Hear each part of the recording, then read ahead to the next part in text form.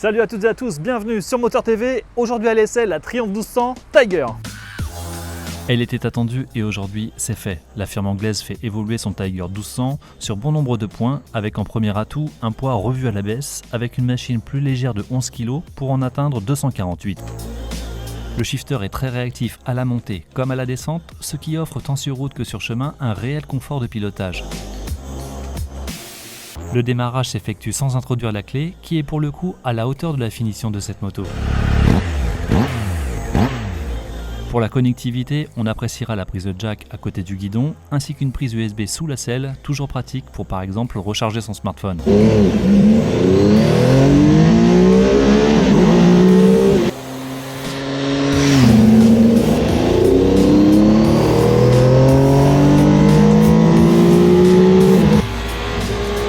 À son guidon, on retrouve le même petit sifflement du 3 cylindres qui me rappelle le son de la Street Triple RS essayée il y a quelques mois. Mais rien de gênant, surtout avec cet échappement Arrow qui délivre un son plutôt agréable et à l'usage, ce moteur de 1215 cm3 se révèle assez sportif.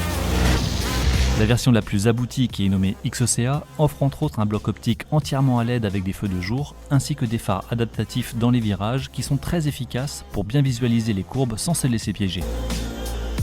Le freinage est ultra mordant avec à l'avant deux disques de 305 mm avec étrier à 4 pistons signé Brembo et l'arrière est confié à Nissin avec un simple disque de 282 mm à étrier et 2 pistons, ce qui est vraiment suffisant couplé à l'ABS. Si la Tiger est disponible en 6 versions, c'est bien sur la XECA que l'on aura le plus d'équipement, avec notamment des poignées chauffantes et une suspension pilotée qui ajuste automatiquement la précharge en fonction du poids du pilote et de son chargement. Les deux selles sont plates et même si elles peuvent paraître un peu fermes dès le départ, elles se révèlent plutôt confortables et celle du pilote est réglable sur deux positions assez facilement pour atteindre 835 ou 855 mm de hauteur pour les plus grands gabarits. Et le pilote comme le passager pourront régler à leur convenance la température de l'assise avec des boutons de réglage situés à portée de main. Pour les plus baroudeurs ou tout simplement ceux qui ont besoin de rangement, les 3 superbes valises signées Triumph en aluminium sont disponibles au prix de 1400 €. Même si pour les manœuvres à l'arrêt on ressent bien les 248 kg, en mouvement ils se font plutôt discrets et avec une garde au sol très haute, il faudra jouer avec cette répartition de poids, surtout lorsque le réservoir de 20 litres sera plein.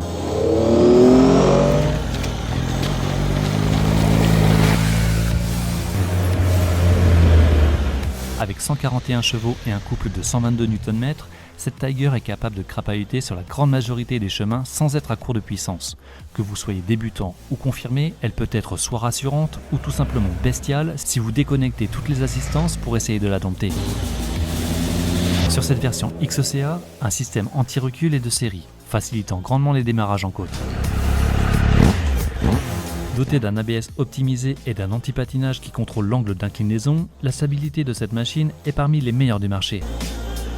Si elle est annoncée pour une consommation de 5,2 litres au 100, je pense qu'il faudra plutôt partir sur un 6 litres au 100, surtout si le pilote exploite un minimum les ressources de cette moto. Le tableau de bord est un régal avec un écran TFT de 5 pouces avec de nombreux paramètres, avec notamment le réglage de la suspension ainsi que 6 modes de pilotage en fonction des envies et de l'état de la chaussée, mais aussi plusieurs types d'affichage des compteurs, plutôt sympa. Pour les suspensions, à l'avant c'est une fourche inversée avec un débattement de 190 mm et à l'arrière c'est un amortissement avec réglage automatique de la précontrainte avec également un débattement de 190 mm, bref, elle est taillée pour l'aventure.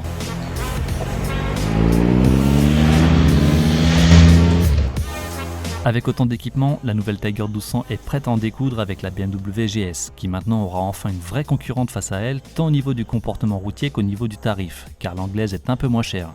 Reste maintenant à convaincre, mais si vous hésitez encore, je vous conseille de venir faire un essai en concession et vous laisser surprendre par cette moto.